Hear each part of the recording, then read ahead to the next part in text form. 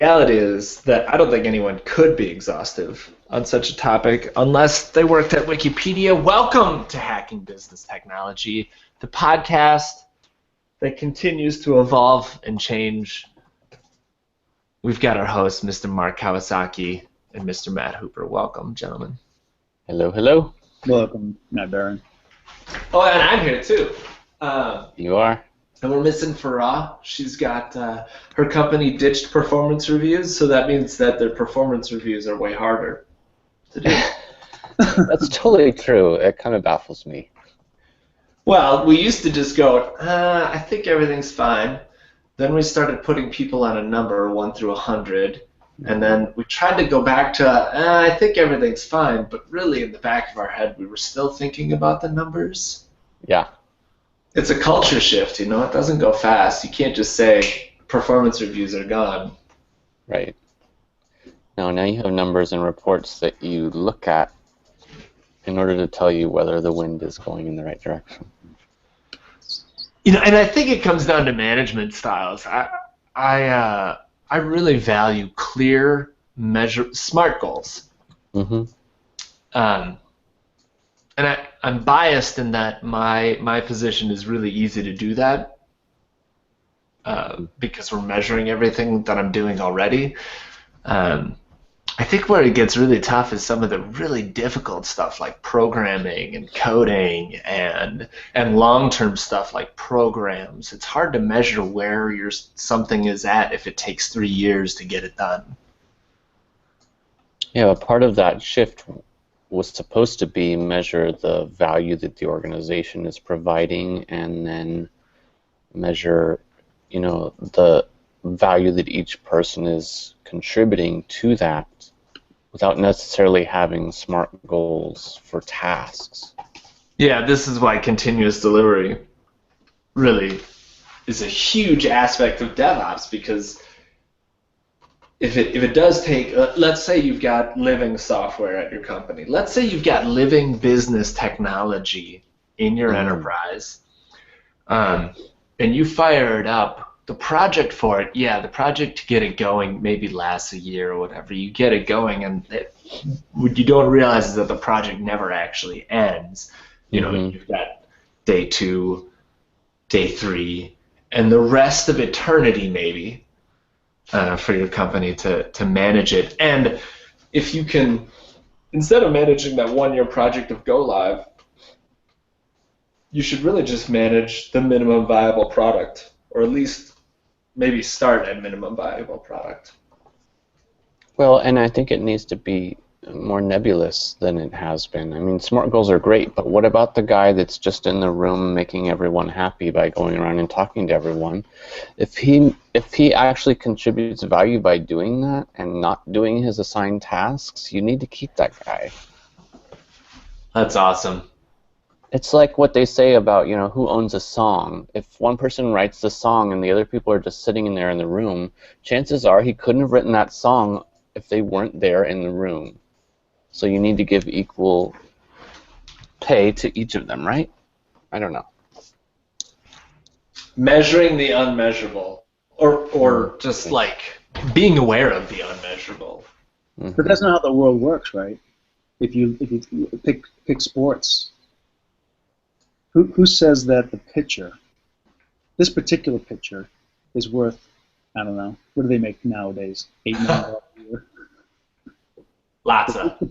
This particular pitcher, makes that kind of impact on a game when first they don't play every game, and they're not the only pitcher for that game usually, right? Mm-hmm. So what is value? What's a business technology even look like today? What is value? You can't put those two words in the same sentence. Value. Is Microsoft Outlook a business technology? Yes. Mm-hmm. And is it of value? No. Can you do your job without it? Yes. No. You don't use Outlook, Mark. I use Office 365. So how do you use it on an airplane? I use GoGo in flight. What if they don't have GoGo in flight? Then you're on the wrong plane. Yeah. Seriously, just off topic for a second, but so many people still rely on the argument of what if you don't have internet access, and I'm so sick of it. You need internet access 24/7. If you don't, you're doing something wrong. But sometimes there are still just sometimes places you just don't have it. I don't know. I don't live that way. I haven't. Even GoGo in flight, there's a moment in time when you're boarding the flight. You have to be at like 10,000 feet or something, right? Yeah. And that is time where the world and life is imposing on you a nap, and you need to grab the opportunity. There's that moment on the tarmac, Mark, for that one email. It was that one chance for you to finally live your dream. And take that one big next step. But you were stuck on the tarmac. So right. So I'm like taking a nap and sleeping through my one opportunity, and you're writing the email on Outlook and waiting for it to go through once you have internet access. I think we're both screwed. Well, that's a good point. I guess I didn't think about that. Mine's sitting in my outbox. My reply of yes is sitting in my outbox, just spinning. Well, and a great employee is going to find a workaround. I mean, an inspired employee who really needs to seize the day. I'm tethering my phone. Is tethering their phone, or they're writing that email in Evernote. I'm ignoring the safety, and I'm leaving my phone not in airplane mode. I'm willing to take the risk. That dream opportunity. Yeah, but is your business down? I might take the whole plane down, but I'm gonna take that opportunity. Mm-hmm. At the risk of national security. Well, you've heard it on this podcast first. If Hooper's not here next week, we know why. Wow. We're suddenly gonna get lots of hits now. Also, if I ever am on a plane with Hooper, I'm going to just stay in the terminal. That's probably a good call. I'm just kidding. I've left my phone on, too. I think Mark has a valid point that I'm rarely without internet. I'm sure that you guys are kind of the same way. You know, maybe we're managing to the 1%. And maybe there's a need to manage to that 1% of times where we don't have internet. But I really feel like other technology fits into that space, even if it's just a notepad and pencil. That is one of my best tools. Mm-hmm. Yeah. And whiteboards. Yeah. I love doing whiteboarding. I love just jotting stuff down and like figuring stuff out and mapping, and then I'll take a picture of it, and then I just erase it and forget it forever, and that's fine. Yeah. Imagine a knowledge article that you write. You spend several hours writing it, and then you just delete it. It actually is really relieving. I wonder when we'll get to the point where our screens, like our home television screens, will be writable.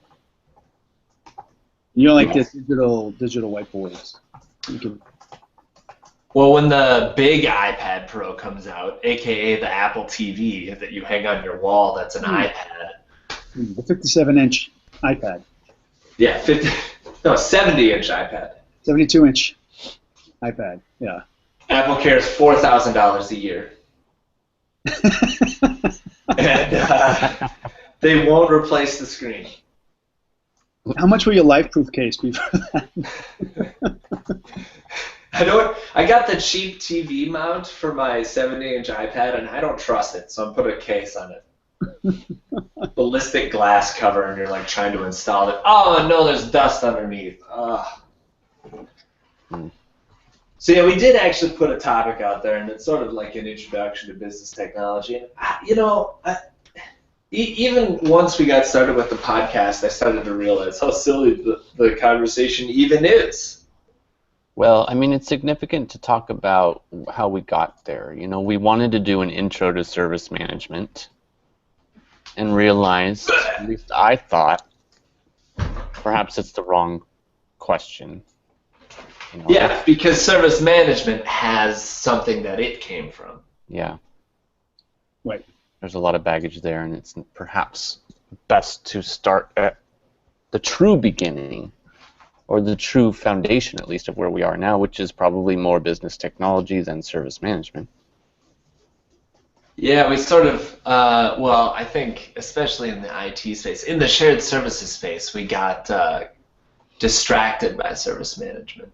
Mm-hmm. Like when I think about the evolution, I think about how we used to do a lot of things on paper, just ledger stuff, and then forms management, forms and workflow management. Forms were the workflow managers, right? If you wanted to make a product, there was someone that would print off a product spec sheet somewhere, and they would literally take that through 60 steps to make the product, and every person stamping on it, signing off on it, goes to testing, and they're signing off on it, and it literally happened this way. And it had a business purpose, and the purpose was usually like legal, you know, who are we going to sue, quality assurance. Registering a patient, managing inventory for stock control, handling an order, right? Handling a shipping label and return label. Yeah. Managing customer data. Forms had your business. Yeah, but they were static. They weren't designed around the activity.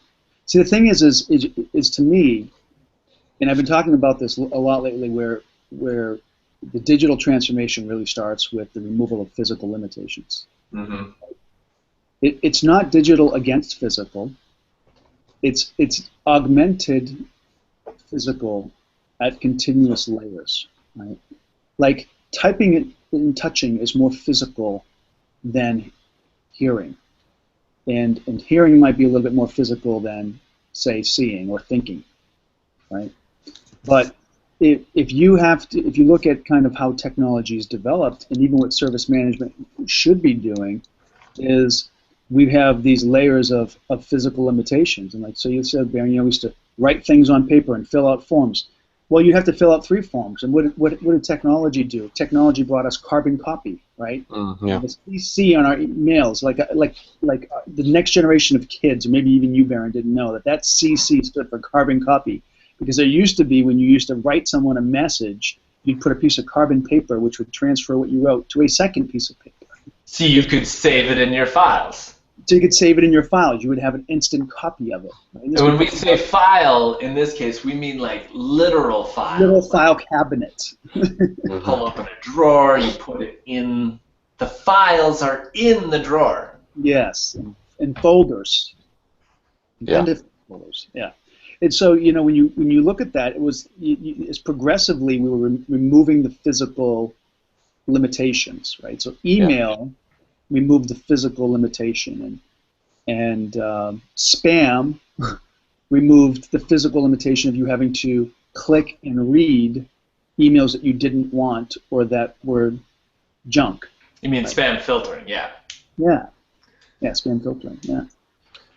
Yeah. So you look at that progressive nature of that. It's all about remove the physical. That's everything business technology. But then it became too much for us, right? So, like, we started with business, then we added some technology, even kind of the archaic technology.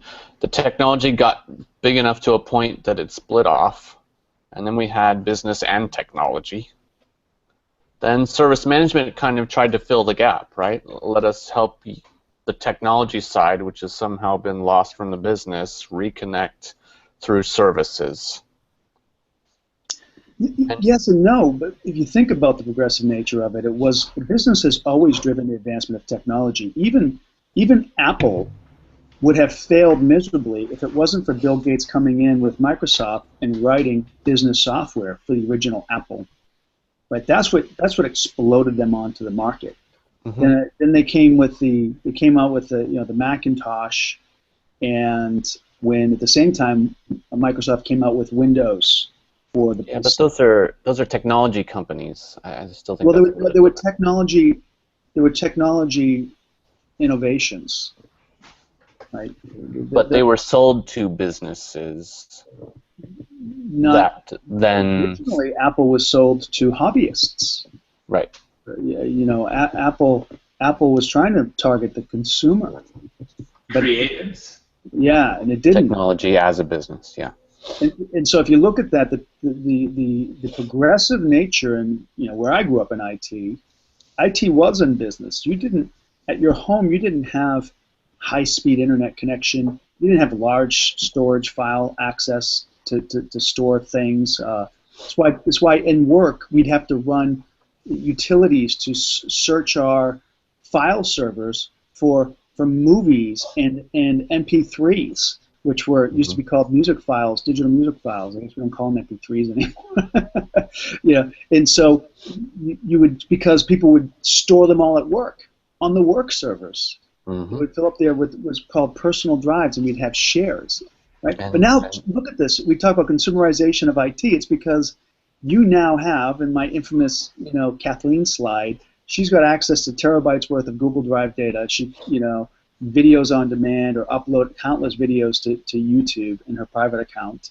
You know, there's all this capabilities that teenagers have that we couldn't even fathom in IT 15 years ago. We just couldn't comprehend it. We couldn't understand the why that would ever be the case. Yeah, there was a short, and I think relatively short period of time where business technology really stretched the boundaries of our imagination of what technology was capable of. And specifically at a time where technology was really expensive and not ubiquitous. Mm-hmm. And then what happened is, because it's an organization owning this technology and not just a person, that organization has politics and org change issues and adoption issues and just group decision issues. And so it didn't move as fast as someone who's in a small business or a personal consumer, where they've got freedom to do whatever they want. And so at that point, you know, consumer technology started getting more affordable and more people started going in that direction. And that's how I think like a lot of innovative change is happening. It isn't uncommon now for everyone in the company to be very familiar with the inner workings and details of their iPhone. And then when they bring it to work, they don't expect much. You know, I think it's just changed the opportunities. Like, my aunt used to own a bead shop where she sold crystals and beads for jewelry and different things. She started to launch a website very early on. This was early 2000, maybe 2001. And as she launched her website for her retail store, she started to see an opportunity for wholesaling. Ultimately, she shut the store down and just started doing wholesaling online. You know, early Alibaba type stuff, right? And look at Alibaba now. It's opportunities, right? Because again, it's the physical limitations being removed. Who wants to walk into a store anymore and browse things that are easily looked at online, like different types of beads or different types of gemstones, or those type of products? Now, some things like clothing you might want to wear, or I still go to Best Buy. I like to see things and touch things. Then I go home and order it on Amazon. Yeah, exactly.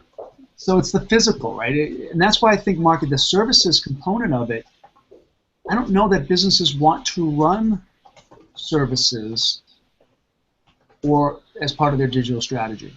I don't know that businesses want to, and I've challenged this before, even hear about IT services.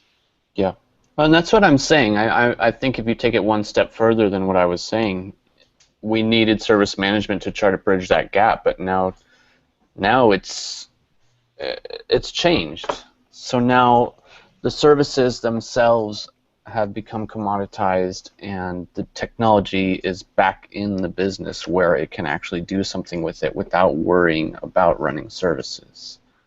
I don't know if I'm saying that in the right way, but... Yeah, well, Nicholas Carr said that in his Harvard Business Review in 2003, IT doesn't matter. Mm-hmm. He said, we'll get to a point where technology as you know it today will just be bought over the internet. other companies who will make that a focus of their offering. And people were like, that'll never happen. But now, Well, in 2003, Amazon was a bookstore, right? and we've known that, and we've been talking about that forever. But I think the difference now, what we can say today that we couldn't say before, is that if you want to go back to the basics like we're trying to do, then you might as well start post ITSM. You know? Yes. Yes. Yeah. We are in the post period, post ITSM period, where business technology isn't about enabling services that enable revenue. Business technology enables revenue and Yes. value. Yeah. Exactly. You know, I was talking to Eddie Vidal. Do you guys know Eddie? Yeah. Last night for potentially speaking at Fusion, and we were catching up on a couple of things. And I was talking to him about this RFP ridiculousness that's happening in the industry. It's like everybody sends out these RFPs for an ITSM vendor, if you're a Gartner subscriber, and it's ridiculous how many questions in there are just absolute table stakes. And I'm writing a blog on it right now because the response that everybody's going to get is OOTB, which is out of the box. Right? If you can't be in the magic quadrant and not offer the ability to link a knowledge article to an incident, or have asset configuration items tied to a change request. It's like there's a level here with ITSM. We have to stop asking the same things. We can't just keep doing the old. You have to, like you said, Mark, go post ITSM. Like it's the next thing. Like, well, does your solution offer real-time feedback loops where you can embed it into your products? Can you support continuous integration and continuous release? Those are the things that people need to start asking because that's where everything's going. Yeah, I think the RFP process, I don't know, it's just an abuse cycle, man. It's such a bad way to buy software. If you really are thinking about buying software, go talk to people. It's a million times more valuable than an RFP, because when you put out an RFP or an RFI or whatever you want to call it, all you're going to get is lies. Yeah. People are just going to come to you and lie to you. Lies, but I think it's all you're going to get is a response, and that response has conditions. It's a conditional response. Right? Yes. Yes. You didn't ask context, right? Your RFP didn't ask enough context. Mm-hmm. Yeah. We do it, but we do it with this convoluted way, and a third-party vendor is involved, and there's people that do that for us. But you didn't ask that. You just said whether we can do it. Yeah, and I'll say it on this podcast because they'll never watch it. But I was supposed to be in Colorado today, and Denver got hit with this major blizzard. Mm-hmm. And after watching my two colleagues being stuck in Atlanta and Chicago, viciously trying to scramble and find their flights, I finally said to myself, well, that's not going to work for me. If I called up the travel agency and said, please cancel my flights, and they sent me a cancellation notice, which I then forwarded to the guys when they asked, Hooper, will there be any way for you to get out to Colorado? And I said, no, my flights were just canceled, and I forwarded them my cancellation. No, I didn't tell them that I canceled it. I just told them my flights were canceled. Colorado. Well, that reminds me, I mean, I've been through a few RFPs where the vendors will say, oh, yes, we offer that, and then when you finally get the details, they're like, in the next release. Yeah, or through professional services. Yeah, always through professional services, yeah. Yeah, I mean, that's actually a legality issue here in the U.S. There's a thing that I've learned about since joining Landesk called BSOE, which is some acronym. I can't even tell you what it stood for. I should know it. Again, it's a good thing no one from Landesk watches this podcast. That if you actually, in part of your sales pitch or demonstration as an evangelist, when people ask you, like, what's your roadmap, I have to have lots of disclaimers now on my slides when I talk about the roadmap. And I can't, in an active demo or sales discussion, talk about roadmap stuff unless it's classified under a heading of roadmap.